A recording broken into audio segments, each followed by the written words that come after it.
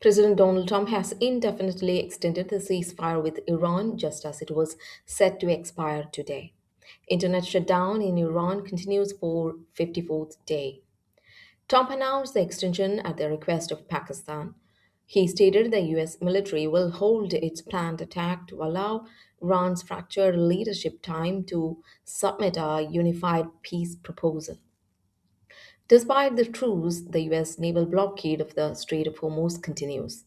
Trump warned that the blockade will only be lifted once a definitive deal is reached.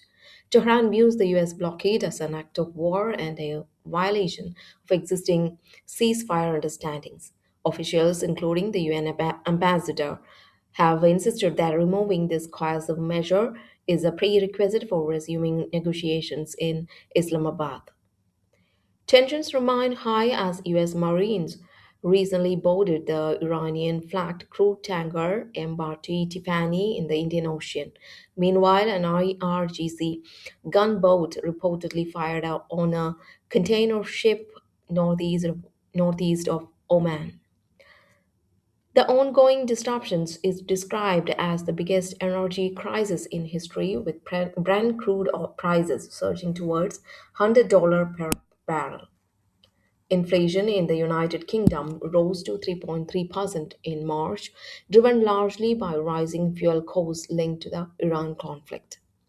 Ukraine says Druzhba pipeline running Russian oil to Europe can resume work. Kyiv, hopeful of restoration of pipeline, will unblock a European Union loan with bloc's foreign policy chief Kaja Kallas expecting positive decision. Ukrainian President Volodymyr Zelensky has said a pipeline carrying Russian oil to Europe is ready to resume operations after being damaged during Russia's full-scale invasion of Ukraine. Zelensky said on Tuesday he expected the complete repair work on the Soviet-era Druzhba pipeline running through his country would lead to the release of the much-needed 90 million euro European Union loan hitherto blocked by Hungary, which depends on the Russian oil. Hungary and Slovakia, which also remain dependent on Russian oil since the start of the war more than 4 years ago, have accused Kyiv of dragging its feet over the repairs. Trials have begun for a new vaccine targeting a potential pandemic strain of bird flu. Domestic workers in Indonesia have gained legal recognition after a 22-year legislative struggle. The European Union's top court ruled that Hungary's anti LGBTQ laws violate fundamental human rights.